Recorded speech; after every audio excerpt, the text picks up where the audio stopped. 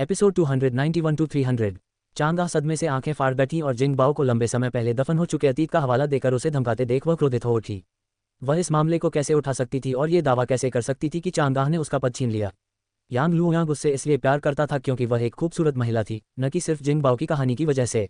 वह ये कैसे कह सकती थी कि चांगा ने उसकी कहानी का श्रेय लेकर उसका पद हासिल किया। चांगा ने कमर पर हाथ रखकर आंखों में व्यंग्य भरी मुस्कान लिए शिंग बाओ को नीचे देखते हुए कहा, हा, अब तुम अपने घिनौने दिमाग में छिपे असली इरादे जाहिर कर रही हो। देखभाल और वफादारी का वो सारा दिखावा महज मेरे खिलाफ साजिश रचने, मेरी जगह और मेरे पति को छीनने और यांग परिवार की मालकिन बनने का ढोंग था। शिंग बाओ, तुम सचमुच एक घिनौनी बेशर्म औरत हो। अपनी तीखी बातों से हमला करते हुए चांगा ने आगे कहा, लेकिन याद रखना शिंग बाओ, अगर यांग लुयांग को सच्चाई पता भी चल जाती तो भी वह तुमसे कभी प्यार नहीं करता और न ही तुम्हारे साथ एक रात बिताता।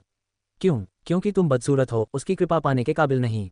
कभी नहीं। भला कौन तुम्हारे जैसी घिनौनी औरत के साथ अंदर और बाहर दोनों तरफ से अपना बिस्तर साझा करेगा।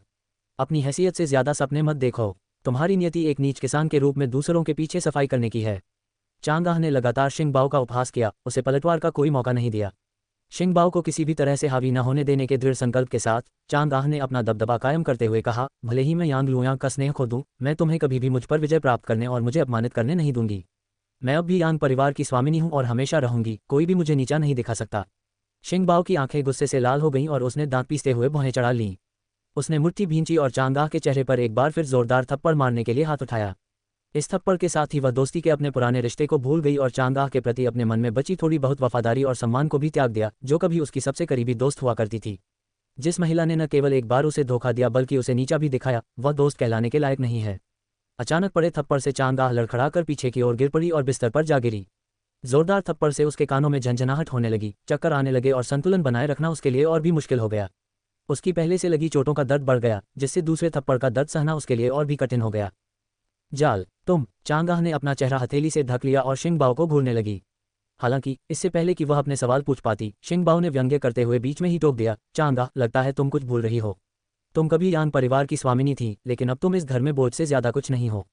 क्या? तुम्हारा क्या मतलब है? क्या तुम्हें पता भी है? चांगा ने पलटवार करना शुरू किया, लेकिन जिंग बाओ ने फिर से ताना मारते हुए उसे बीच में ही रोक दिया।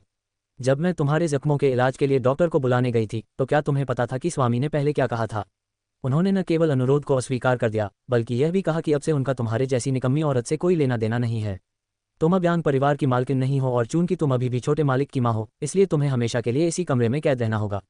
इसका मतलब है कि तुम कभी भी इस जगह से बाहर नहीं जा सकती और खुशहाल और स्वतंत्र जीवन नहीं जी सकती, इस घर के अंदर सुखी जीवन नहीं जी सकती। चांगा, तुम्हारा काम तमाम हो गया है। क्या तुम्हें कुछ समझ आया? चांगा, तुमने न केवल भगवान की कृपा खो दी है, बल्कि वह यश भी खो दिया है जिसे बनाने के लिए तुमने वर्षों मेहनत की थी। हाँ, मैंने सुना है कि यह तुम्हारी सौतेली बेटी का काम है।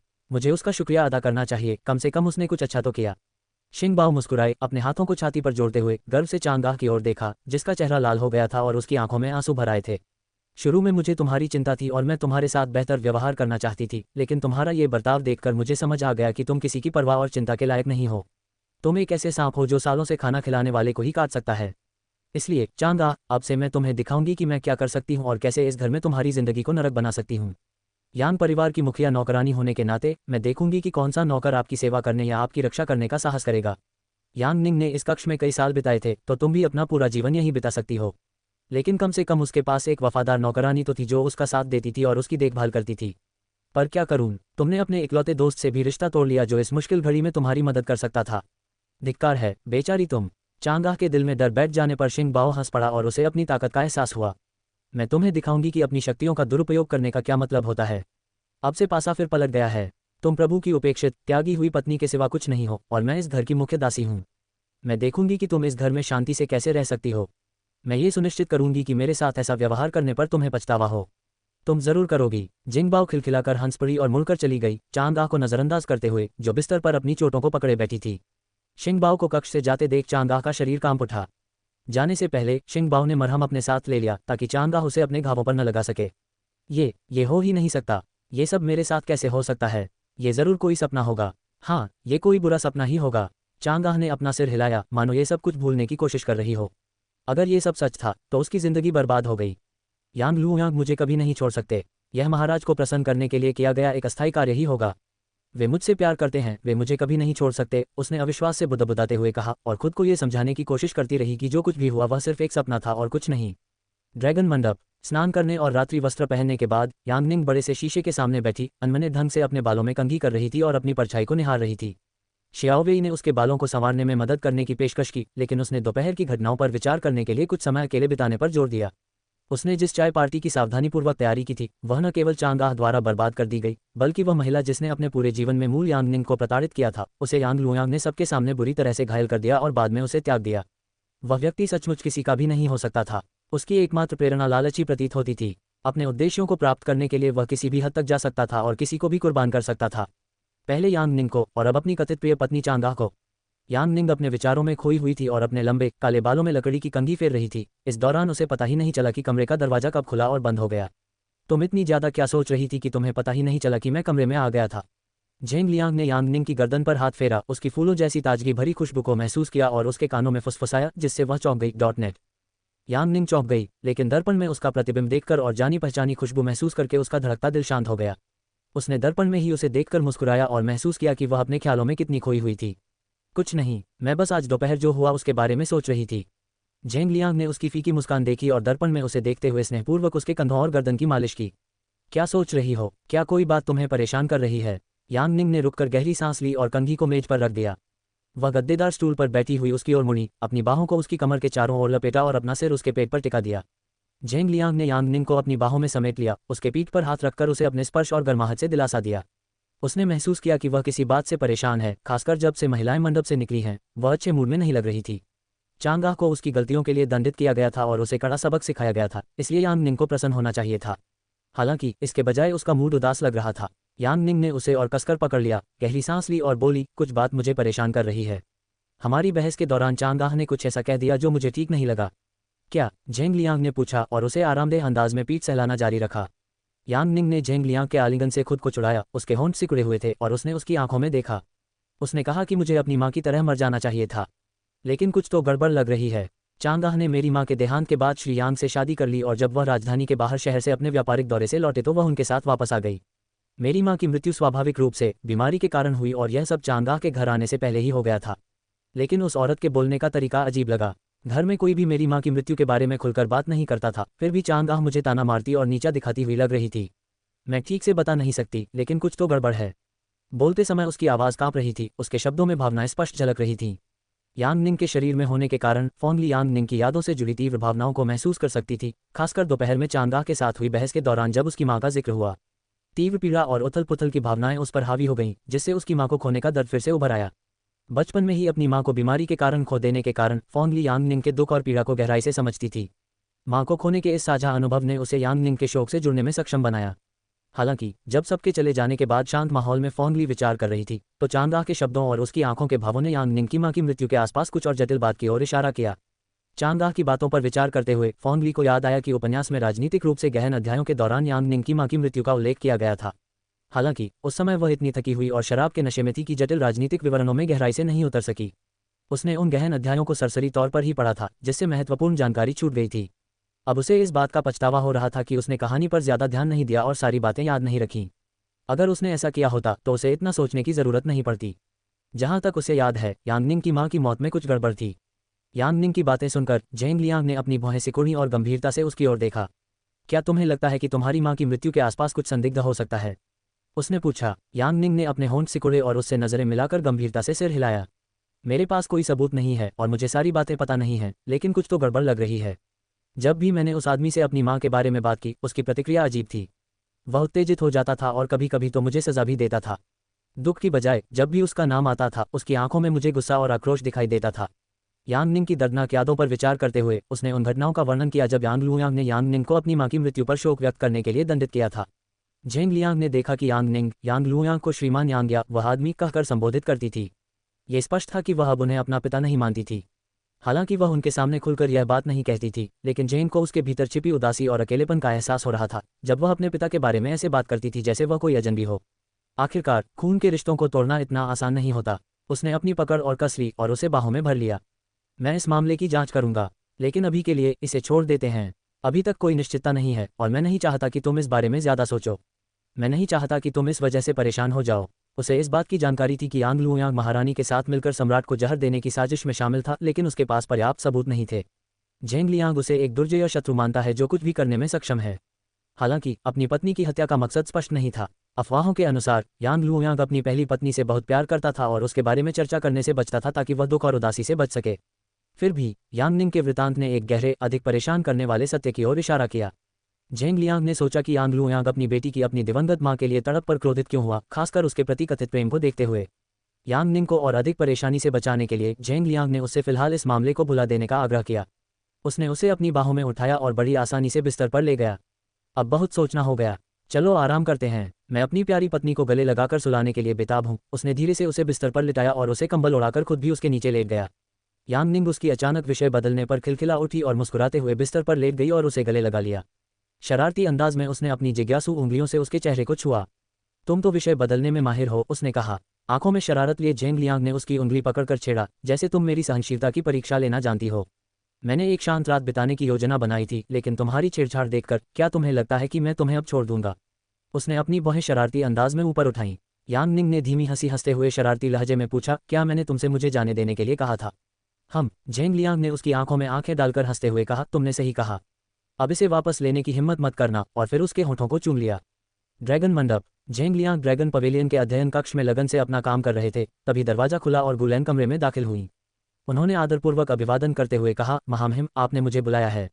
अपने सामने रखे दस्तावेजों को बंद करते हुए झेंग लियांग ने अपनी निगाहें उठाकर गु लैन से मिलाईं और पूछा, क्या आपने वह जानकारी जुटा ली है जो मैंने मांगी थी? गु लैन ने सहमति में सिर हिलाया और झेंग लियांग की डेस्क के पास जाकर खड़ा हो गया। उसने अपने हाथ पीठ पीछे बांध रखे थे और रिपोर्ट करते हुए कहा, मंत्री यांग ने लेडी चांगाह को घर के पिछवाड़े में बने भंडारगृह में कैद कर रखा है, ठीक उसी जगह जहां पहले युवराजन रहती थी। उसने ये जानकारी थोड़ी झिझक के साथ दी। ये खबर सुनकर झेंग लियांग का चेहरा गंभीर हो गया। यांग लुयांग ने अपनी परित्यक्त पत्नी को उसी कमरे में कैद कर रखा था जहां यांग निंग ने अपना पूरा जीवन बिताया था, जिससे यांग निंग के प्रति उसके दुर्व्यवहार की भयावहता का पता चलता है। उसने उस औरत को सजा के तौर पर उस कमरे में फेंक दिया, जबकि यांग निंग को अपना पूरा बचपन एक अंधेरे, उदास और खाली कमरे में बिताना पड़ा। कितना निर्लज आदमी है। यांग लुयांग को लगता था कि ठोस सबूतों की कमी के कारण वह जवाबदेही से बच जाएगा, लेकिन वह गलत था। उनके पिछले संघर्ष सत्ता संघर्ष और भ्रष्टाचार पर आधारित थे, लेकिन इस बार मामला अलग था। ये नैतिकता, सदाचार और यांग निंग के साथ किए गए अपने कृत्य का बदला लेने से जुड़ा था। उसके पति के रूप में झेंग लियांग ने ठान लिया था कि जो भी उसका अपमान या दुर्व्यवहार करेगा, उसे वह बख्शेगा नहीं। उसने यांग निंग को पहुंचाए गए हर जख्म का बदला लेने की कसम खाई थी। एक दिन ऐसा जरूर आएगा जब यांग लुयांग मासूमियत और अज्ञानता का मुखौटा नहीं पहन पाएगी। झेंग लियांग ये सुनिश्चित करना चाहता था कि उसे अन्य सभी की तुलना में अधिक गंभीर दंड मिले, ताकि उसे उसके कृत्यों के लिए जवाबदेह ठहराया जा सके। उसकी रिपोर्ट सुनने के बाद झेंग लियांग ने अपने होंठ सिकुड़ते हुए पूछा, और कुछ? उस घटना को हुए कुछ दिन हो गए हैं। मुझे यकीन है कि यांग परिवार अब पहले की तरह शांत नहीं होगा। गु लैन ने सिर हिलाया और आगे कहा, मैंने जिन लोगों को नियुक्त किया था, उनसे मुझे पता चला कि मुख्य नौकरानी, जो पहले चांगाह की नौकरानी हुआ करती थी, का उससे झगड़ा हुआ था और उसने किसी भी नौकर को उसकी सेवा करने से रोक दिया था। उसने घर का सारा काम अपने हाथ में ले लिया है और सब कुछ ऐसे देख रही है जैसे वह मालकिन हो, और चांगाह के साथ किसी कैदी जैसा बर्ताव कर रही है। इसके अलावा मेरे सूत्रों से पता चलता है कि मुख्य नौकरानी शिंगबाओ और यांग लुयांग के बीच पहले भी मुलाकातें हो चुकी थीं। यांग लुयांग ने चांगाह से शादी करने से पहले एक व्यापारिक यात्रा पर दूसरे शहर गए थे और शिंगबाओ ने ही उनकी जान बचाई थी। लेकिन बाद में चांगाह ने इसका श्रेय खुद ले लिया और उस व्यक्ति होने का नाटक किया, और इसी तरह वह यांग परिवार की मालकिन बन गई, उन्होंने खुलासा किया। तो ऐसी भी एक कहानी है। झेंग लियांग ने गु लैन द्वारा एकत्रित रिपोर्ट को सुनते हुए रुचिपूर्वक सोचा। उस दिन यांग लुयांग द्वारा चांगाह को छोड़ने के बाद शिंगबाओ ने घर की जिम्मेदारियां संभाल ली और तब से वह गृहस्वामी के रूप में सब कुछ संभाल रही है। ऐसी खबरें हैं कि शिंगबाओ सुबह सुबह यांग लुयांग के कमरे से निकल जाती है। ऐसा लगता है कि अब उनका रिश्ता मालिक और नौकर का नहीं रहा। ये सुनकर झेंग लियांग ने अपनी बाहें ऊपर उठाईं और जैड की मूर्ति से बने पेपरवेट से खेलते हुए हल्के से हंस पड़ा। यांग लुयांग का जीवन वाकई दिलचस्प है। अपनी पहली पत्नी की मृत्यु के बाद उसने दूसरी शादी कर ली।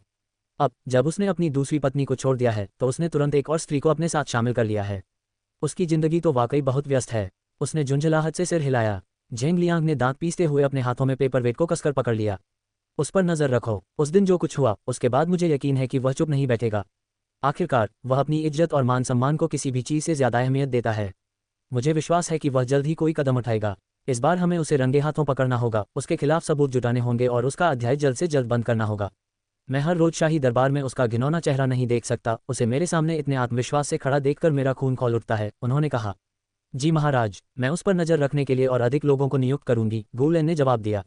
झेंग लियांग ने गु लैन की ओर देखते हुए कहा, इसके अलावा मैं चाहता हूं कि तुम यांग लुयांग और यांग निंग की मां के साथ उसके रिश्ते के बारे में और अधिक जानकारी जुटाओ। उसकी पृष्ठभूमि के बारे में और पता लगाओ, और यह भी पता करो कि क्या उसकी मृत्यु के बारे में कोई अफवाहें चल रही हैं। गुलेन ने अपनी भौहें सिकोड़ते हुए सावधानी से पूछा, महामहिम, क्या आपको संदेह है कि युवराज की माता की मृत्यु किसी और कारण से नहीं हुई थी? झेंग लियांग ने उनकी बात काटते हुए कहा, अभी तक कुछ भी पक्का नहीं हुआ है। फिलहाल ये सिर्फ एक शक है, लेकिन उस घिनौने आदमी के मामले में कुछ भी हो सकता है, इसलिए इसके बारे में भी पता लगाए। जी महाराज, मैं अभी इस पर काम शुरू कर देती हूँ। इतना कहकर गुलेन कमरे से चली गई और झेंग लियांग को अध्ययन कक्ष में काम करने के लिए छोड़ दिया। 3 दिन बाद यांग निंग की माताजी की पुण्यतिथि थी। जैसा कि झेंग लियांग ने चांगाह के सामने वादा किया था, वह और यांग निंग सुबह सुबह महल से निकलकर अपनी माताजी की समाधि पर श्रद्धांजलि अर्पित करने गए। शादी के बाद ये पहली बार होगा जब वह अपनी मां की कब्र पर जाकर श्रद्धांजलि अर्पित करेंगे। शाही प्रतीक चिन्ह वाली बग्घी में जाने के बजाय उन्होंने लोगों की उत्सुक निगाहों से बचने के लिए एक साधारण बग्घी को चुना। हमेशा की तरह गुलेन और शियाओवेई उनके पीछे पीछे चल रहे थे, जबकि झेंग लियांग के काले परछाई वाले रक्षक चुपके से उनके पीछे पीछे चल रहे थे और शाही जोड़े की रक्षा कर रहे थे। इस अवसर पर दंपति ने साधारण कपड़े पहने थे और राजधानी के बाहरी इलाके में स्थित उस पहाड़ी की ओर गए जहां यांग निंग की माता का मकबरा स्थित था। घोड़े से बंधे होने के कारण गाड़ी पहाड़ी इलाके में नहीं चल सकती थी, इसलिए दंपति ने बाकी का सफर पैदल तय करने का फैसला किया। दफन स्थल कुछ किलोमीटर दूर था जहां उन्होंने अपने घोड़े छोड़े थे, वहां से कम 1 घंटे की पैदल दूरी पर। MVLA योजक चिन्ह novelbin.net के माध्यम से जुड़े रहें। चलते चलते झेंग लियांग ने अपने बगल में हौंकते हुए चल रहे यांग निंग पर एक नज़र डाली। क्या तुम थक गए हो? क्या हमें थोड़ा आराम करना चाहिए? तुम्हारा चेहरा लाल लग रहा है। यांग निंग ने शर्मिंदगी से सिर हिलाया और धीमी भरी आवाज में जवाब दिया, तुम क्या कह रही हो? मुझे लाल कहाँ से दिख रहा है? मैं ठीक हूँ, हम सिर्फ 10 मिनट ही चले हैं, हम अभी से आराम कैसे कर सकते हैं? उसने थकान के किसी भी लक्षण को नकारने की कोशिश की। उसे विश्वास नहीं हो रहा था कि केवल 10 मिनट की चढ़ाई पर चलने से ही उसकी सांस फूलने लगी थी। अपने पिछले जीवन में वह एक एथलीट थी, खासकर तीरंदाजी में माहिर थी, लेकिन फिर भी मानसिक और शारीरिक एकाग्रता बनाए रखने के लिए वह शारीरिक गतिविधियों में कभी ढिलाई नहीं बरतती थी। लेकिन इस नए शरीर में कुछ मिनट हिलना डुलना भी किसी कठिन परीक्षा जैसा लगता था। कितना शर्मनाक! झेंग लियांग मुस्कुराया, उसे पहाड़ी पर चढ़ने के लिए संघर्ष करते देख, जबकि वह जिद से थकान का कोई संकेत नहीं दिखा रही थी। उसने अपना सिर हिलाया और उबड़ खाबड़ रास्ते के किनारे एक बड़ा पत्थर देखा। लेकिन मैं थक गया हूँ, चलो अपनी यात्रा जारी रखने से पहले थोड़ी देर आराम कर लेते हैं। अभी सुबह का समय है, मुझे यकीन है कि धीरे धीरे चलने में कोई दिक्कत नहीं होगी। उसने ये कहते हुए पत्थर पर बैठ गया और यांग निंग के लिए जगह बना दी। यांग निंग ने गहरी सांस ली, उसे एहसास हुआ कि उसे आराम की जरूरत है और वह उसके पास जाकर बैठ गई। ठीक है, लेकिन याद रखना, आराम तो तुम्हें चाहिए था, मुझे नहीं। उसने शर्मिंदगी भरे सच को स्वीकार करने से हिचकिचाते हुए कहा। झेंग लियांग ने उसके इनकार पर हल्की सी मुस्कान बिखेरी और सिर हिलाते हुए कहा, जी राजकुमारी, मैं ही थका हुआ था, अब आइए और बैठिए। उसने अपने बगल में उस जगह पर हाथ फेरा जहां उसने अपना रुमाल रखा था ताकि वह अपने कपड़े गंदे किए बिना बैठ सके। यांग निंग ने उसकी स्नेहपूर्ण भाव भंगिमाओं की सराहना करते हुए मुस्कुराते हुए उसका रुमाल अपने हाथ में ले लिया। उसके इस नेक काम के लिए आभारी होकर उसके मन में शरारत भरी भावना जाग उठी और उसने उसे चिढ़ाते हुए कहा, वाह, लड़कियों को प्रभावित करना तो तुम्हें बखूबी आता है, पता नहीं तुमने पहले कितनी लड़कियों को पटाया होगा। झेंग लियांग ने भौहें चढ़ाकर उससे पूछा, मुझे दूसरों के बारे में तो नहीं पता, लेकिन मेरी पत्नी को प्रभावित करना आसान काम नहीं था। आखिर पुरुषों के मामले में उसके मापदंड बहुत ऊंचे हैं। ये कहते हुए उसने यांग निंग को शियाओवेई से पानी की बोतल दी। उनके पीछे आ रही गुलेन और शियाओवेई अपने साथ पानी ही नहीं बल्कि नाश्ता भी लाई थी, ताकि लंबी यात्रा के दौरान यांग निंग को भूख लगने पर वे उसे खा सकें। हालांकि यह राजधानी के बाहरी इलाके में था, फिर भी महल से काफी दूर था और उन्हें शाम तक लौटने की उम्मीद थी। यांग निंग ने प्यास बुझाने के लिए पानी का एक घूंट लिया और मुस्कुराते हुए उससे कहा, हाँ ये सच है। उसने गर्व भरी मुस्कान के साथ कहा। लंबी चढ़ाई के बाद झेंग लियांग और यांग निंग अंततः उस स्थान पर पहुंचे जहां यांग निंग की मां की समाधि थी। गुलेन और शियाओवेई सम्मानपूर्वक कुछ दूरी पर खड़े रहे ताकि यांग निंग और झेंग लियांग समाधि के सामने श्रद्धापूर्वक खड़े होकर अपनी हार्दिक श्रद्धांजलि अर्पित कर सकें। यांग निंग जब अपनी मां की कब्र को निहार रही थी तो उसके भीतर भावनाओं का एक बवंडर उमड़ पड़ा। छोटी यांग निंग ने अपनी मां के साथ जो पल बिताए थे उनकी यादें उसके मन में उमड़ पड़ीं और वह भावनाओं के सैलाब में डूब गई। यांग निंग की यादों में खुशी और मुस्कान से भरा एकमात्र समय उनकी मां के जीवन काल में ही बीता था। एक छोटी बच्ची के रूप में वह अपनी मां के स्नेह में डूबी रहती थी, जो उन्हें तरह तरह के स्वादिष्ट व्यंजन खिलाती थी, अनगिनत गहनों से सजाती थी और यहाँ तक कि उनके लिए सुंदर कपड़े भी बनाती थी। उन स्मृतियों में यांग लुयांग संतुष्ट और पिता तुल्य प्रतीत होते थे, एक ऐसा व्यक्तित्व जिसे यांग निंग बहुत पहले खो चुकी थी। हालांकि अपनी मां के निधन के बाद उनके पिता में गहरा परिवर्तन आ गया। कभी स्नेह करने वाले पिता अब एक ऐसे व्यक्ति में बदल गए थे जिन्हें पहचानना मुश्किल था, जो उनकी और उनकी परेशानियों के प्रति उदासीन थे।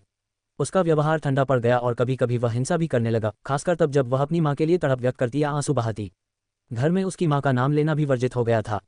अपनी मां के देहांत के बाद जब नन्ही यांग निंग को अपने पिता के सहारे और प्यार की सबसे ज्यादा जरूरत थी, तो उनकी मृत्यु के कुछ ही हफ्तों बाद उनके पिता ने चांगा से दोबारा शादी कर ली। इस घटना ने यांग निंग को ऐसा दर्द दिया जिसे वह जीवन भर नहीं भूल सकी। चांगा को अपनी मां की भूमिका निभाते देख उनका दर्द इस बात से और भी बढ़ गया कि अपने ही घर में यांग निंग को एक अजनबी, एक बोझ की तरह समझा जाता था। अपने पिता का स्नेह पाने और उनका ध्यान आकर्षित करने के तमाम प्रयासों के बावजूद उसे बदले में केवल निराशा, उदासीनता और ठंडापन ही मिला। यांग निंग की कभी खुशहाल रही यादों को, जो अब दुख और पीड़ा से भरी थीं, देखते हुए फॉन्गली को यांग निंग के दृष्टिकोण की बेहतर समझ प्राप्त होने लगी। अब वह समझ सकती है कि उपन्यास में यांग निंग का चरित्र अपने पिता से प्यार और स्वीकृति पाने के लिए इतना बेताब क्यों था। बचपन में यांग लुयांग ने उसे उसी प्यार और देखभाल से पाला पोसा जैसा किसी भी बेटी को मिलता है, लेकिन माँ की मृत्यु के बाद उसका जीवन पूरी तरह से बिखर गया। कुछ ऐसे क्षण भी थे जब यांग निंग को लगता था कि यांग लुयांग उससे इसलिए नाराज है क्योंकि वह न केवल रूप रंग में बल्कि व्यक्तित्व में भी उसकी माँ जैसी दिखती थी। उसे लगता था कि वह उससे इसलिए दूर रहता है क्योंकि वह उसे उस महिला की याद दिलाती है जिसे वह कभी प्यार करता था और जिसकी उसे बहुत याद आती थी। यांग निंग को लगा कि एक आज्ञाकारी बेटी के रूप में उनकी इच्छाओं की पूर्ति करना और उन्हें प्रसन्न करने का प्रयास करना शायद उनके मन में उसके लिए कभी रहे प्यार को फिर से जगा दे। इन विचारों पर मनन करते हुए फॉन्गली ने आह भरी। उसकी नज़र में यांग निंग एक भोली भाली लड़की से ज्यादा कुछ नहीं थी, जिसने एक ऐसे पिता को खुश करने के लिए सब कुछ कुर्बान कर दिया जो उसे अपनी बेटी भी नहीं मानता था। यांग लुयांग के लिए यांग निंग महज एक उपकरण प्रतीत होता था, झेंग लियांग को नियंत्रित करने, महल में सर्वोच्च शक्तियों पर कब्जा करने और साम्राज्य में सबसे शक्तिशाली व्यक्ति के पद पर आसीन होने का एक साधन। वह अपनी दोनों जिंदगियों में देखा गया सबसे लालची और क्रूर आदमी था। एक ऐसा आदमी जो स्वार्थवश अपनी ही बेटी, अपने ही खून के रिश्ते का शोषण कर सकता था। उसे यकीन था कि वह कुछ भी कर सकता है, कुछ भी। यांग निंग के बगल में खड़े होकर झेंग लियांग ने देखा कि वह चुपचाप अपनी माँ की कब्र को निहार रही थी। उसकी आंखें आंसुओं से भरी हुई थीं और उसके हाथ कांप रहे थे, जो जटिल भावनाओं के बवंडर को व्यक्त कर रहे थे। योजक चिन्ह novelbin.net पर आगे पढ़ें। उसने सुना था कि यांग निंग पहली बार अपनी माँ की कब्र पर जा रही थी। ये राजधानी के बाहरी इलाके में मुख्य राजधानी से काफी दूर स्थित थी। दूरी के अलावा यांग लुयांग और चांग आह ने उसे कभी घर से बाहर नहीं निकलने दिया और न ही उसे उसकी माँ से मिलने ले गए। परिणामस्वरूप उसे अपनी माँ की कब्र पर जाने का कभी मौका ही नहीं मिला। कम उम्र में ही अपनी माँ को खो चुके झेंग लियांग के लिए अपनी माँ की कब्र पर न जा पाने का दर्द समझना नामुमकिन था। इससे भी ज्यादा महत्वपूर्ण बात यह थी कि यांग निंग की माँ राजमहल में काम करने वाले मंत्री यांग लुयांग की पत्नी थी। उन्हें समझ नहीं आता था कि वह व्यक्ति अपनी पत्नी की कब्र को इतनी दूर क्यों बनवाना चाहेगा। यांग निंग की माँ मंत्री यांग की पत्नी होने के नाते एक कुलीन महिला का दर्जा रखती थी। तदनुसार उन्हें कुलीनों के लिए निर्धारित स्थान पर दफनाया जाना चाहिए था।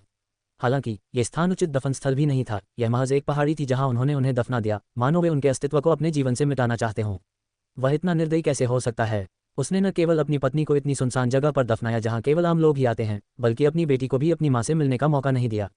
वह झेंग लियांग की कल्पना से भी कहीं अधिक क्रूर है। झेंग लियांग ने गहरी सांस ली और धीरे से यांग निंग का हाथ थाम लिया। अपने अंगूठे से उसके हाथ के पिछले हिस्से को सहलाते हुए बोला, माँ, मुझे अपना परिचय देने की अनुमति दें। मेरा नाम झेंग लियांग है, मैं 25 वर्ष का हूँ और आपकी बेटी का पति हूँ। यांग निंग उसके शब्दों से आश्चर्यचकित रह गई। उसने खुद को युवराज नहीं बताया था, बल्कि उसने अपना परिचय केवल उसके पति के रूप में दिया था। उसने अपनी माँ की कब्र पर बोलते हुए झेंग लियांग की ओर सौम्य भाव से देखा। हम आपको प्रणाम करने आए हैं।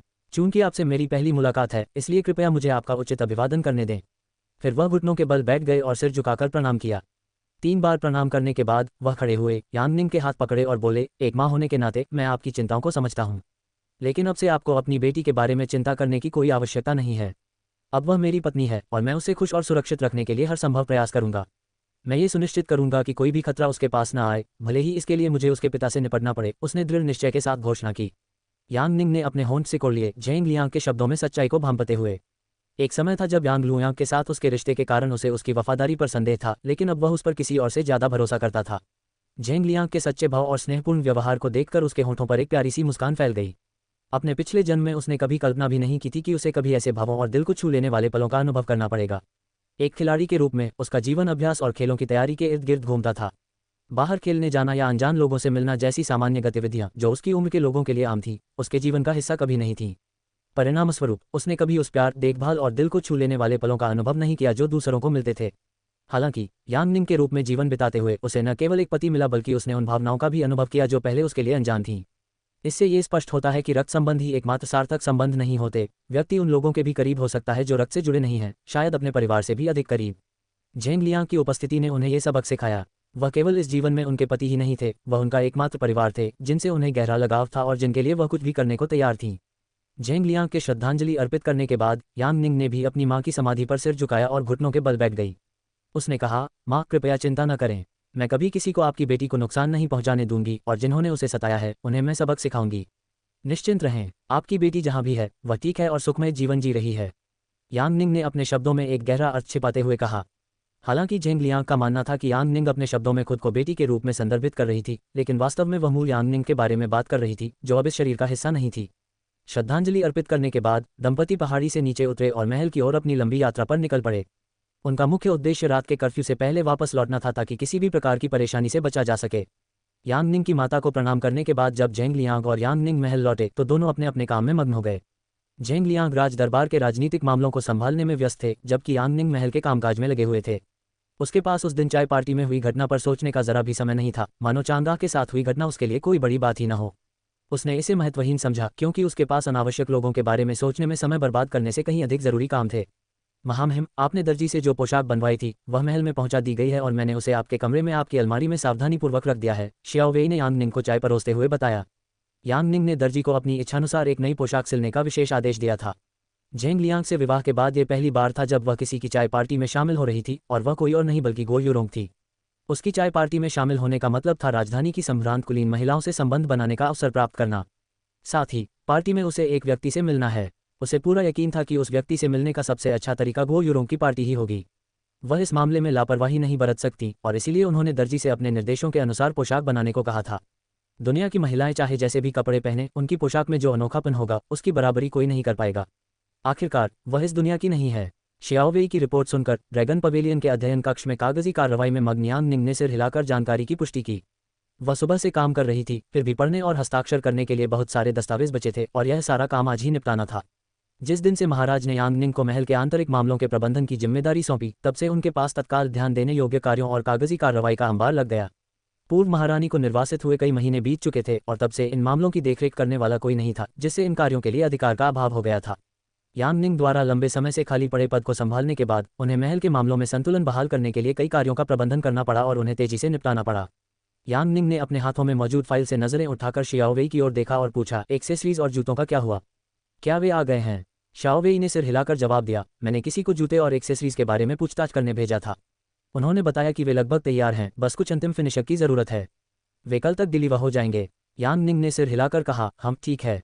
और लेडी गो यूरोंग के लिए मैंने जो चाय पार्टी का तोहफा तैयार किया है उसमें कुछ एक्सेसरीज और हाथ से बने हेयर क्लिप और हेयर टाई भी जरूर शामिल कर देना। उनसे कहना कि वे इसे बिल्कुल वैसे ही बनाए जैसे मैंने अपनी एक्सेसरीज के लिए निर्देश दिए थे, लेकिन ये लेडी गो यूरोंग के तोहफे से मेल खाना चाहिए।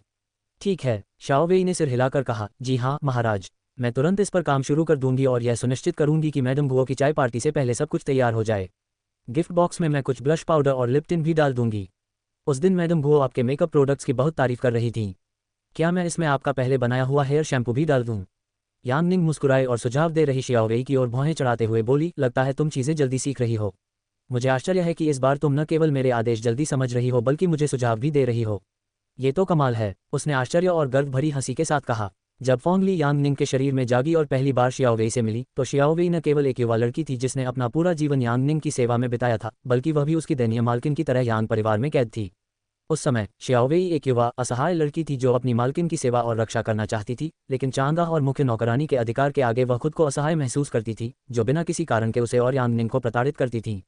हालांकि उसे खुशी थी कि शियाओ वेई अब बहुत कुछ सीख रही है और उनमें से एक है काम करने और अपनी मालकिन की सहायता करने की अपनी क्षमता पर आत्मविश्वास प्राप्त करना। इन दिनों यांग निंग को उसका काम करते और बिना किसी आदेश का इंतजार किए ही काम निपटाते देखकर उस पर गर्व होता है। वह छोटी कमजोर लड़की आखिरकार बड़ी हो गई है, अपनी अहमियत समझ गई है और राजकुमारी की निजी सेविका के रूप में सेवा करने और उनके काम और सामाजिक समारोहों में सहायता करने की अपनी क्षमता को पहचान गई है। यांग निंग की तारीफ सुनकर शियाओ वेई शर्मा गई और बोली, मैं इतने लंबे समय से आपके साथ रही हूँ और लगभग 1 साल से महल में काम कर रही हूँ। अगर मैं अब तक आपके आदेशों के पीछे का कारण नहीं समझ पाई हूँ तो यह मेरी मूर्खता होगी। यांग निंग ने सिर हिलाकर कहा, अच्छा है कि तुम जल्दी सीख रही हो। अब जाओ और अपना काम करो। उसने हाथ हिलाकर शियाओ वेई को जाने का इशारा किया। शियाओ वेई ने विनम्रतापूर्वक प्रणाम किया और ट्रे लेकर कमरे से बाहर जाने ही वाली थी कि यांग निंग ने उसे रोक लिया। जी महाराज, क्या आपके पास कोई और निर्देश भी हैं? यांग निंग ने अपने होंठ सिकुड़े और कुछ पल सोचने के बाद कहा, शाही औषधि विभाग में किसी को भेजकर हो वेई को ले आओ। बगीचे में कुछ दूध वाली चाय और नाश्ता ले आना। मैं उससे झील के पास मिलूंगी। योजक चिन्ह novelbin.net पर आगे पढ़ें। यांग निंग द्वारा हो वेई के बारे में पूछे जाने पर शियाओ वेई आश्चर्यचकित थी, लेकिन फिर भी उसने सिर हिलाकर कहा, जी महाराज, मैं इसे तुरंत कर दूंगी। शियाओ वेई के जाने के बाद यांग निंग ने अपनी फाइलें बंद की और स्टडी रूम से निकलने से पहले एक गहरी सांस ली। चांगाह वाली घटना के बाद वह अन्य कामों में इतनी व्यस्त हो गई थी कि वह हो वेई के बारे में लगभग भूल ही गई थी। उस दिन हो वेई ने नौकरानी का समर्थन किया और चांगाह को जबरदस्ती ड्रैगन पवेलियन में प्रवेश करने से रोका। वह उसे धन्यवाद देना चाहती थी और यह भी जानना चाहती थी कि उसके मन में क्या चल रहा है। क्योंकि मूल रूप से वह उपन्यास की नायिका है, इसलिए अपनी सुरक्षा सुनिश्चित करने के लिए उसे हो वेई को अपने पक्ष में लाना आवश्यक था। तभी वह इस कहानी को सच होने से रोक सकती थी और जेंग लियांग और हो वेई के मिलन को होने से बचा सकती थी। कई बार उसने हो वेई को जेंग लियांग को अजीब निगाहों से देखते हुए देखा था। उसकी आंखों में जो भाव थे वे युवराज के लिए काम करने वाले किसी व्यक्ति के नहीं बल्कि किसी और ही तरह के थे। आज वह उससे बात करना चाहती है और यह जानना चाहती है कि उसके मन में क्या चल रहा है और जेंग लियांग के प्रति उसके क्या भाव हैं। क्योंकि अगर यांग निंग को जेंग लियांग के साथ सुखद अंत चाहिए तो उसे यह सुनिश्चित करना होगा कि मूल नायिका का भी सुखद अंत हो, अन्यथा उसका जीवन उथल पुथल से भर जाएगा। उसका सुखद अंत तभी संभव है जब हो वेई उसके साथ हो, उसके विरुद्ध न हो। वह और दुश्मन नहीं बना सकती। यांग निंग झील के किनारे बने मंडप में बैठी चाय की चुस्कियां ले रही थी। जून की गर्मी की शुरुआत थी, इसलिए धूप सेंकने के बजाय उसने मंडप के अंदर छाया में बैठने का फैसला किया। जब वह रसोई कर्मचारियों द्वारा तैयार की गई अपनी दूध वाली चाय और नाश्ते का आनंद ले रही थी, तभी हो वेई उनके पास आया और झुककर उनका अभिवादन करते हुए बोला, महामहिम, क्या आपने मुझे बुलाया था? यांग निंग ने हाव वेई पर एक सरसरी नजर डाली, जो हमेशा की तरह सफेद बेल्ट से सजी नीली पोशाक पहने हुए थी, जो शाही चिकित्सा विभाग की खास पोशाक थी।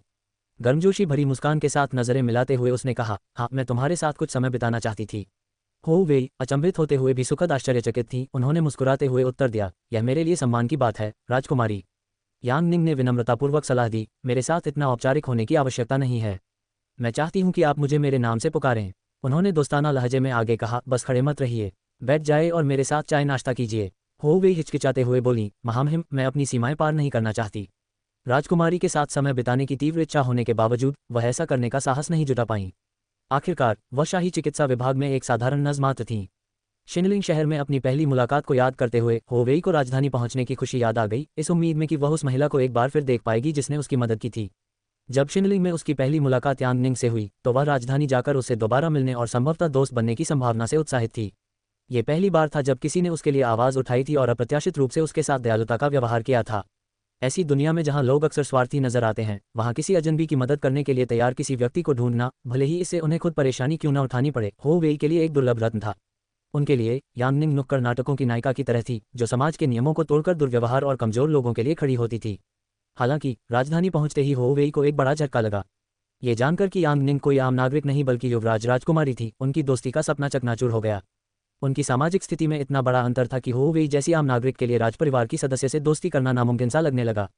इसके बावजूद वह यांग निंग को अपना आदर्श मानती रही और अपनी आदर्श की तरह एक मजबूत महिला बनने की आकांक्षा रखती थी, जो अपनी रक्षा कर सके और अन्याय के खिलाफ आत्मविश्वास से खड़ी हो सके, भले ही उनकी सामाजिक स्थिति अलग अलग हो। यांग निंग ने हो वेई की झिझक को भांप लिया और तुरंत कार्रवाई करते हुए उसका हाथ पकड़कर उसे कुर्सी पर बैठा दिया। गर्मजोशी भरी मुस्कान के साथ उसने आश्वस्त करते हुए कहा, संकोच करना बंद करो और बैठ जाओ। मैंने तुम्हें नर्स के तौर पर नहीं बल्कि अपनी दोस्त के तौर पर बुलाया है, हो वेई। इसलिए आराम करो, चाय और नाश्ते का आनंद लो। ये सब मैंने तुम्हारे लिए ही तैयार किया है।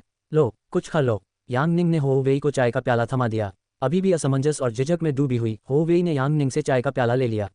लेकिन राजकुमारी, उसने कहना शुरू किया, उसकी उलझन साफ झलक रही थी क्योंकि उसने हिचकिचाते हुए यांग निंग की ओर देखा। एक आम नागरिक होने के नाते युवराज की पत्नी के साथ चाय पीने का विचार ही उसे असमंजस में डाल रहा था। हो वेई की आंखों में शर्मीले हिरनी जैसे भाव को देखकर यांग निंग के दिल में एक गर्माहट सी उठी। उसे चिंता थी कि उपन्यास की नायिका होने के नाते उसे हो वेई से सावधान रहना होगा, कहीं उसे जेंग लियांग से प्यार न हो जाए। लेकिन हो वेई की आंखों में अपने लिए प्रशंसा देखकर ऐसा लगा मानो इस समय वो जेंग लियांग से ज्यादा उसे महत्व देती हो। यांग निंग ने हल्की सी हंसी हंसते हुए कहा, संकोच करना बंद करो।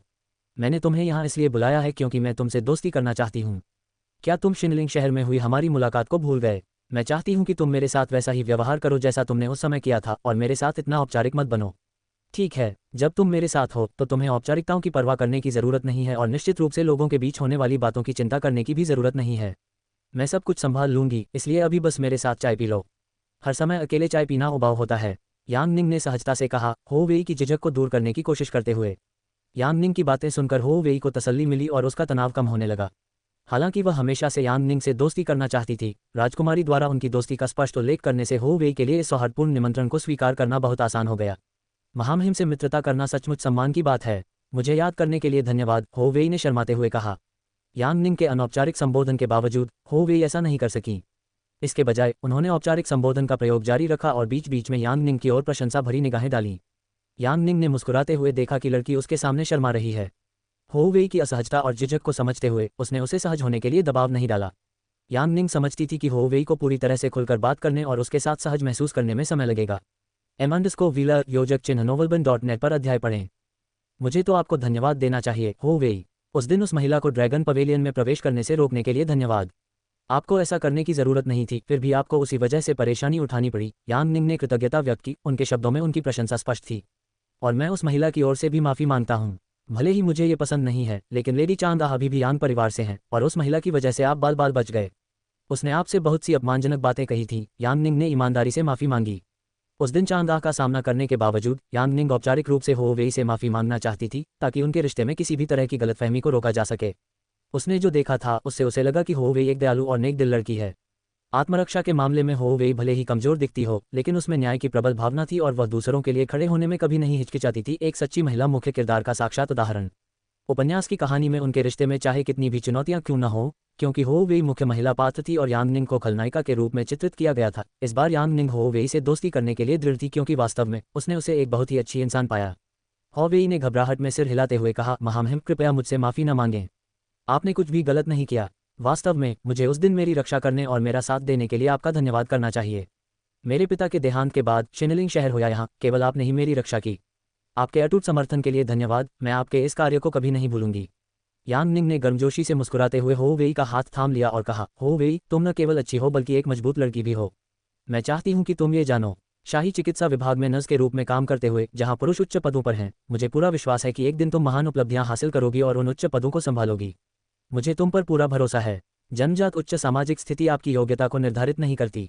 कड़ी मेहनत करके और अपनी प्रतिभा और कौशल को निखार कर आप कुछ भी हासिल कर सकते हैं। मुझे पूरा विश्वास है कि एक दिन आप न केवल अपना नाम रोशन करेंगे बल्कि अपने पिता और देश को भी गौरवान्वित करेंगे। यांग निंग ने हो वेई की क्षमता पर पूर्ण विश्वास रखते हुए उनका हौसला बढ़ाया। यांग निंग को उपन्यास से याद आया कि हो वेई न केवल एक दयालु लड़की थी बल्कि साहसी भी थी। उपन्यास के उपसंहार अध्यायों में दिखाया गया है कि हो वेई और जेंग लियांग के विवाह के बाद भी वह निरंतर दयालुता से लोगों की सेवा करती रही, बाढ़ और महामारी से प्रभावित क्षेत्रों में जाकर चिकित्सकों की सहायता करती रही। जनता ने उनकी निस्वार्थ सेवा की सराहना की और उनके साहस की प्रशंसा की। राजपरिवार का हिस्सा बनने और महारानी बनने के बावजूद उन्होंने कभी अपनी जड़ों को नहीं भुलाया। हो वेई जनता के बीच एक नायिका के रूप में उभरी, जिन्होंने सामाजिक मानदंडों को चुनौती देते हुए देश और जनता की सेवा के लिए स्वयं को समर्पित किया। भले ही कहानी ने एक अलग मोड़ ले लिया हो और हो वेई महारानी न बनी हो, फिर भी यांग निंग को विश्वास था कि हो वेई में अपना नाम कमाने के गुण मौजूद थे। यांग निंग के शब्दों से भावुक होकर हो वेई की आंखों में आंसू आ गए। आंसुओं को रोकने के लिए सिसकते हुए उसने रुंधे हुए स्वर में कहा, महामहिम, मुझ पर विश्वास करने के लिए धन्यवाद। मैं पूरी मेहनत करूंगी और आपको और अपने पिता को गौरवान्वित करूंगी। मुझ पर भरोसा करने के लिए धन्यवाद। हो वेई को रोते हुए देखकर यांग निंग ने उसे रुमाल देते हुए धीरे से कहा, अब रोना बंद करो और कुछ खा लो। नाश्ता ठंडा हो रहा है। स्नेहपूर्वक उसने हो वेई के लिए कुछ नाश्ता मेज पर रख दिया। घो निवास जीवंत फूलों और चीनी लालटेन से जगमगा उठा, जिससे एक ऐसा वातावरण बन गया जो न केवल रोशनी से जगमगा रहा था बल्कि अनूठे ढंग से सजा हुआ भी था। मुख्य हॉल में एक बड़ी लकड़ी की मेज के चारों ओर महिलाओं के इकट्ठा होने से चहल पहल का माहौल छा गया। यहाँ चाय और नाश्ता सुरुचिपूर्ण ढंग से परोसा गया था, जो मेहमानों को स्वादिष्ट व्यंजनों का आनंद लेने के लिए आमंत्रित कर रहा था। चूंकि चाय पार्टी की मेजबानी मैडम गुओ ने की थी, इसलिए मेहमानों की सूची यांग निंग की अधिक अंतरंग सभा की तुलना में कहीं अधिक थी, जहां उन्होंने विशेष रूप से केवल कुछ चुनिंदा व्यक्तियों को आमंत्रित किया था जिनसे वह अपना परिचय कराना चाहती थीं। घो यूरों की चाय पार्टी में शामिल होने वालों में केवल उच्च पदस्थ कुलीन महिलाएं ही थीं, जिनमें मंत्रियों की पत्नियां और उन कुलीन व्यापारियों और व्यवसायियों की पत्नियां शामिल थीं, जिनकी प्रतिष्ठा और धन उन्हें अपने दायरे में किसी राजघराने से कम नहीं बनाते थे। चाय पार्टी के अधिकांश मेहमान पहले ही एकत्रित हो चुके थे और कार्यक्रम के सबसे बहुप्रतीक्षित अतिथि के आगमन की उत्सुकतापूर्वक प्रतीक्षा करते हुए जीवंत बातचीत में लगे हुए थे। युवराज राजकुमारी यांग निंग, मैंने सुना है कि मैडम गुओ ने क्राउन प्रिंसेस को भी निमंत्रण भेजा है। मुझे बाद में कुछ ड्रामे की आशंका हो रही है। आखिर वह मीठे शहद की तरह है जो जहां भी जाती हैं मुसीबत को अपनी ओर खींच लाती हैं। मैंने क्राउन प्रिंसेस की चाय पार्टी में हुई घटनाओं के बारे में सुना। यह आश्चर्यजनक है कि इतनी सारी घटनाओं के बावजूद उन्होंने लेडी गुओ का निमंत्रण स्वीकार कर लिया। वहां मौजूद महिलाओं में से एक ने टिप्पणी की, जिससे चर्चा में शामिल होने के लिए उत्सुक उपस्थित लोगों के बीच एक जीवंत बहस छिड़ गई। यांग निंग की चाय पार्टी में हुई घटना की अफवाहें सामाजिक दायरे में आग की तरह फैल चुकी थीं। यहाँ तक कि जो लोग उस कार्यक्रम में शामिल नहीं हुए थे, वे भी इस मामले पर अपनी राय और विचार व्यक्त करने से खुद को रोक नहीं पाए। बिल्कुल सही, अपनी सौतेली मां द्वारा दुर्व्यवहार और असहनीय पीड़ा के दावों के बावजूद उसकी धृष्टता और निर्लजता देखकर आश्चर्य होता है। आखिर यह इतनी बड़ी घटना थी, ऐसे समय में वह चाय पार्टियों में शामिल होने के बारे में सोच भी कैसे सकती है। मैंने उनकी चाय पार्टी में भाग नहीं लिया है और मुझे उनके और लेडी चांगा के बीच के इतिहास की जानकारी नहीं है, लेकिन ये तथ्य कि लॉर्ड यांग ने युवराज की पत्नी के लिए अपनी पत्नी को त्याग दिया, परेशान करने वाला है। क्या ये कुछ ज्यादा ही नहीं है? पार्टी में उन्हें देखना असहज है। वह सचमुच डरावनी है। इसलिए मैं कहती हूँ कि सौतेली माँ होना दोधारी तलवार है। आपको कभी भी असली माँ जैसा स्नेह और सम्मान नहीं मिलता, हमेशा बड़े बच्चे की छाया में ही रहना पड़ता है। मुझे लेडी चांगाह पर तरस आता है। मुझे यकीन है कि यह उस दुष्ट स्त्री की साजिश होगी जिसने लेडी चांगाह का जीवन बर्बाद कर दिया। मुझे लगता है कि यह सब युवराजना की साजिश थी ताकि लेडी चांगाह को अपमानित किया जा सके और सबके सामने लॉर्ड यांग की फटकार का निशाना बनाया जा सके। वरना उन्होंने लेडी चांगाह को पार्टी में क्यों नहीं बुलाया? अगर उन्होंने उसे उकसाया न होता तो इनमें से कुछ भी नहीं होता। मैं सहमत हूँ, वह अभी तक महारानी भी नहीं बनी है और मुझे चिंता है कि उसका धूर्त दिमाग हमारे साम्राज्य को खतरे में डाल सकता है। गपशप में मग्न महिलाओं की बातचीत अचानक एक शालीन लेकिन अधिकारपूर्ण आवाज से रुक गई। इसलिए तो जानकारी न होने पर बोलना नहीं चाहिए, मैडम गुओ यूरोंग ने कहा। वह मैडम लियू के साथ हॉल में दाखिल हुई और मेजबान और पार्टी की केंद्रबिंदु के रूप में मेज के शीर्ष पर स्थित केंद्रीय कुर्सी पर बैठ गईं। उनके बगल में मैडम लियू बैठ गईं, जो उनके अटूट समर्थन और उनकी अटूट दोस्ती की ताकत का संकेत था। गुओ यूरोंग के शब्दों की तीक्ष्णता सुनकर आपस में बातें कर रही महिलाएं एकदम सतर्क हो गईं। उनकी आवाज में व्याप्त कठोरता से वे सहम गईं। लेडी गुओ, हम तो बस।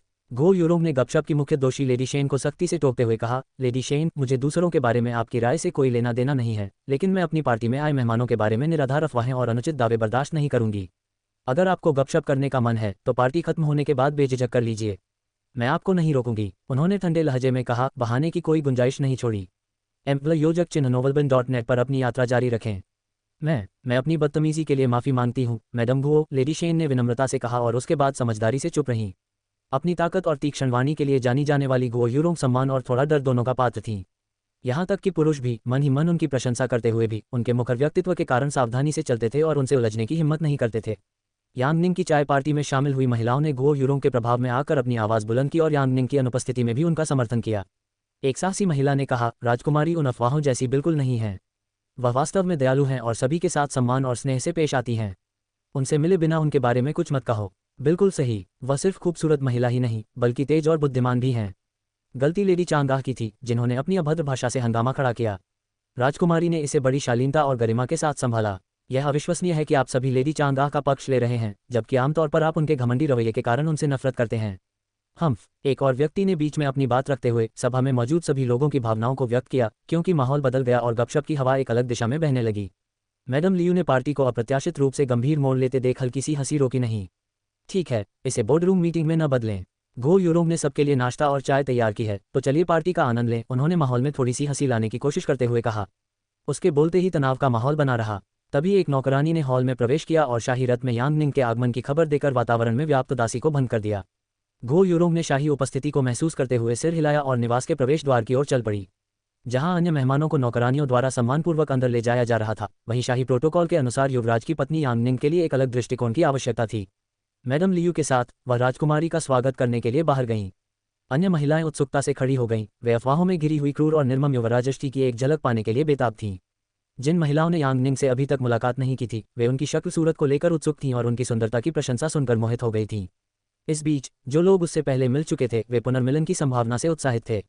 चारों ओर जिज्ञासा और उत्साह का मिलाजुला माहौल था, क्योंकि हर कोई उसके भव्य आगमन की तैयारी कर रहा था। गुओ निवास के बाहर यांगनिंग ने एक स्टूल की सहायता से गाड़ी से बड़े सलीके से नीचे कदम रखा। शियाओवेई ने उनका हाथ पकड़कर उन्हें सुरक्षित रूप से नीचे उतरने में मदद की। अपने कपड़े और बालों को ठीक करने और एक गहरी सांस लेने के बाद उन्होंने देखा कि गुओ यूरोंग और मैडम लियू उनका अभिवादन करने के लिए आ रही हैं।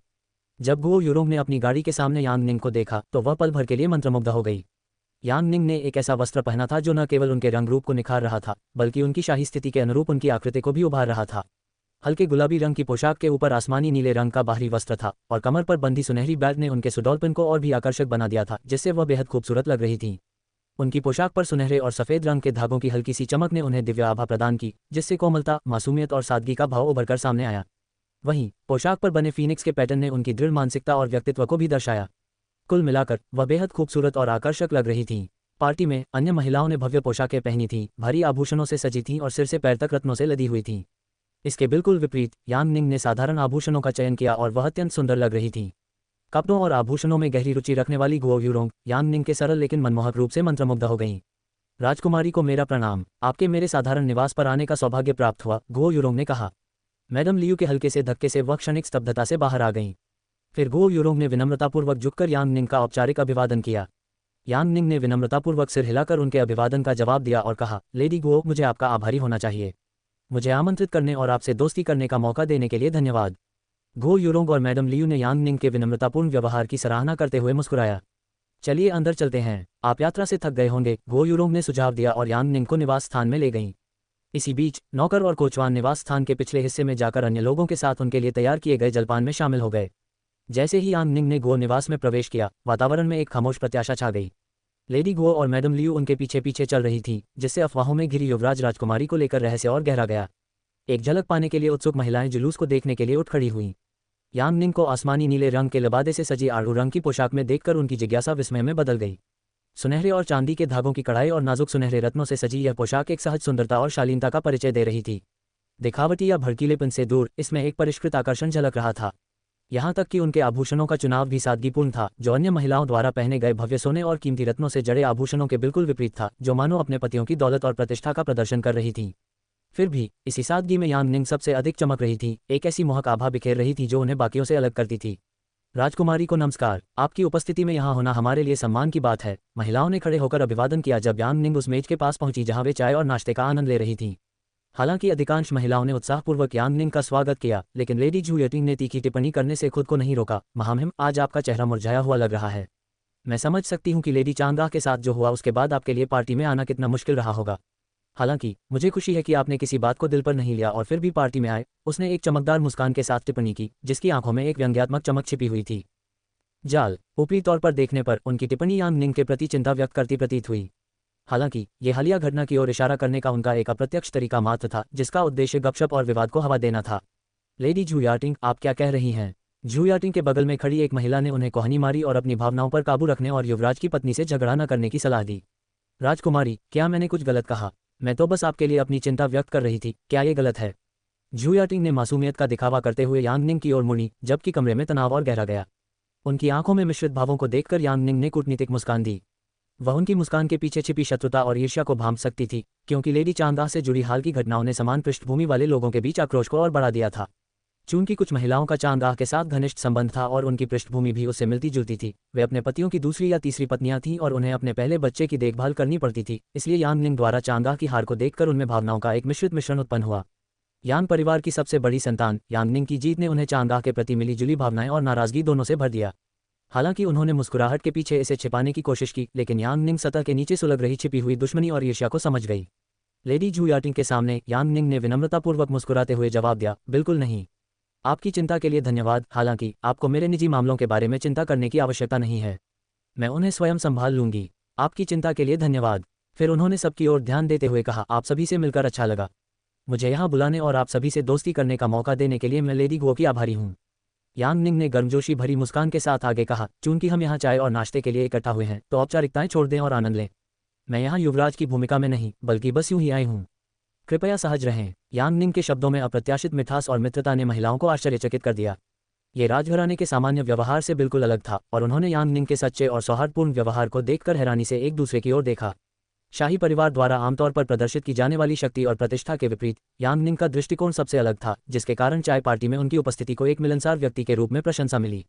अभिवादन और परिचय के बाद सभी लोग बैठ गए। मेजबान के रूप में लेडी गो यूरोंग मध्य स्थान पर बैठी, उनके दाहिनी ओर मैडम लियू थी, उनके बाईं ओर यान निंग बैठी। ये स्थान गो यूरोंग द्वारा उन्हें दिए जाने वाले सम्मान और महत्व को दर्शाता था। ये भाव केवल इसलिए नहीं था कि यान निंग युवराज की पत्नी थी, बल्कि इसलिए भी था कि उपस्थित सभी महिलाओं में से गो यूरोंग को वह सबसे सच्ची और मनमोहक लगी। नौकरों ने तुरंत सभी को और नाश्ता और दूध वाली चाय परोस दी, ठीक उसी रेसिपी से जो यान निंग ने पिछली चाय पार्टी के दौरान गो यूरोंग के अनुरोध पर उनके साथ साझा की थी। जब महिलाएं आपस में शिष्टाचार और आभूषणों और पोशाकों की तारीफ कर रही थीं, तब यान निंग की नज़र लगातार एक ही व्यक्ति पर टिकी रही।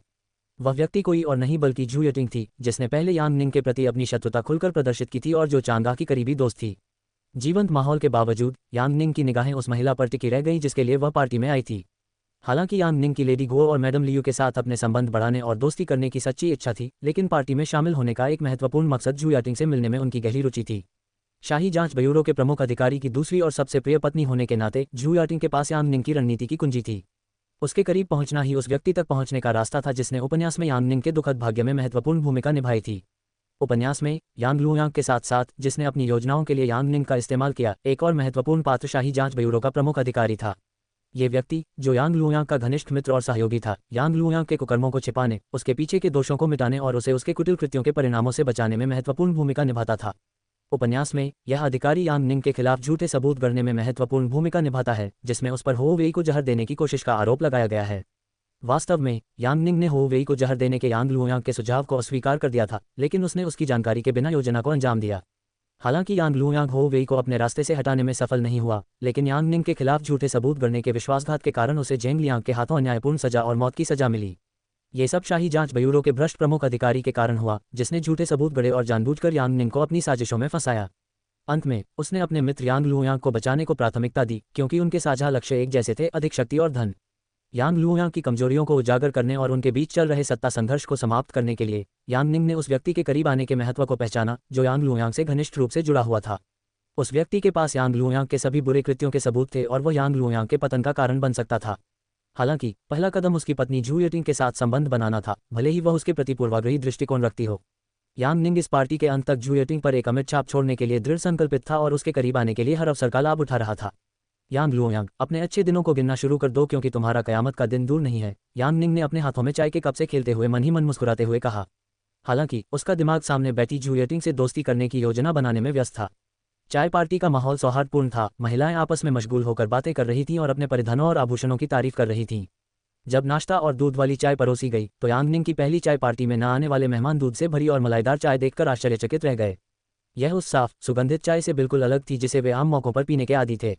उन्हें इस अनोखी चाय के विशिष्ट स्वाद को लेकर कुछ शंकाएं थीं, फिर भी गुओ यूरोंग के परिष्कृत स्वाद पर भरोसा रखते हुए उन्होंने इसे चखने का फैसला किया।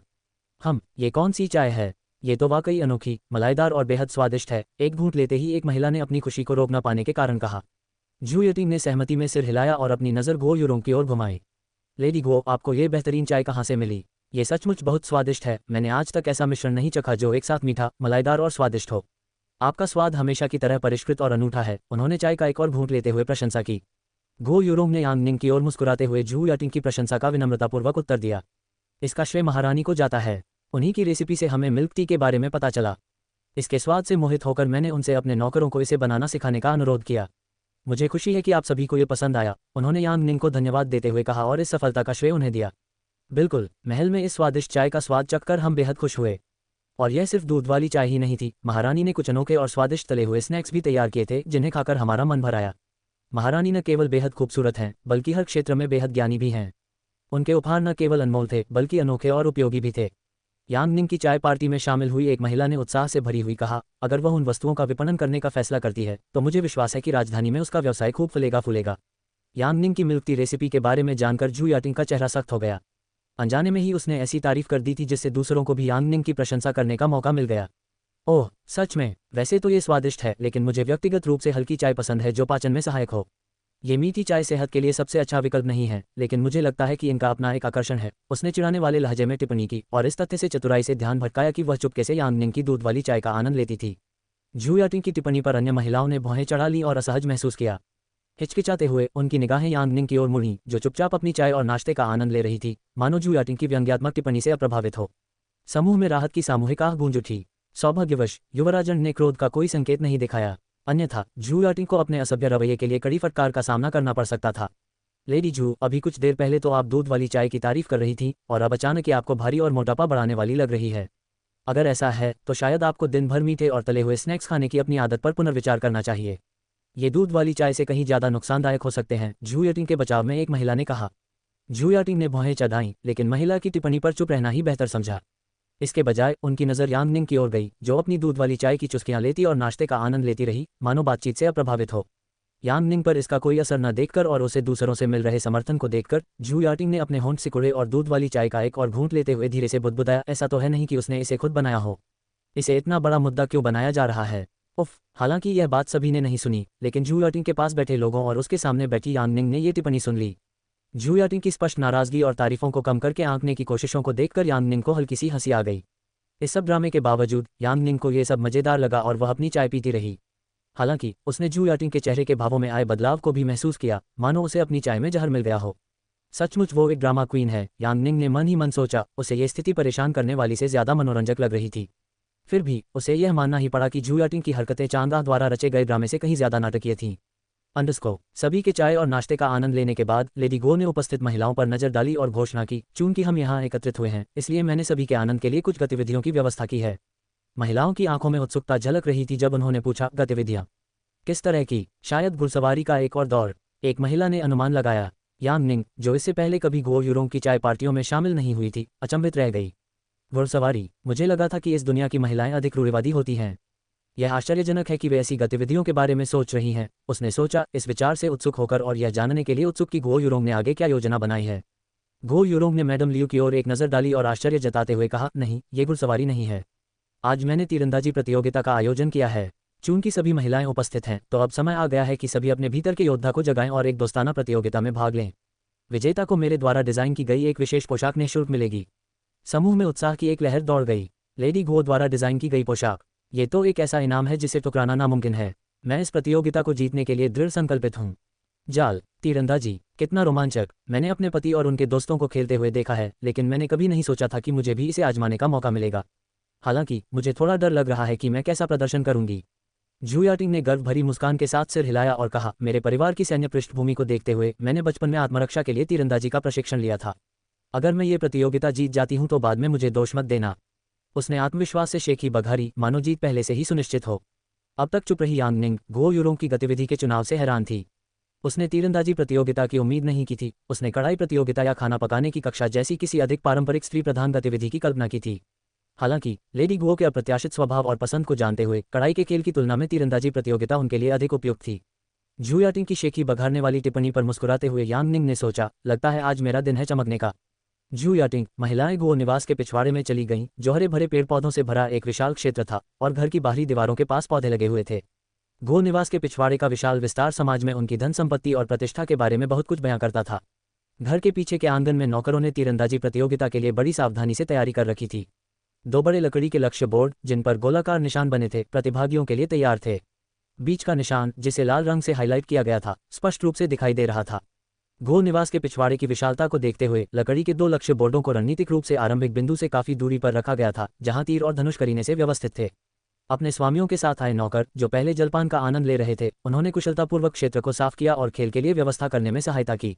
अब वे कोने में खड़े होकर प्रतियोगिता शुरू होने का बेसब्री से इंतजार कर रहे थे, अपने स्वामियों का उत्साहवर्धन करने के लिए तैयार थे। उनमें से अन्य दासियों के साथ खड़ी शियाओवेई अपनी मालकिन को वहां सहज भाव से खड़े देखकर मन ही मन मुस्कुरा उठी, मानो ये घटना कोई सामान्य बात हो।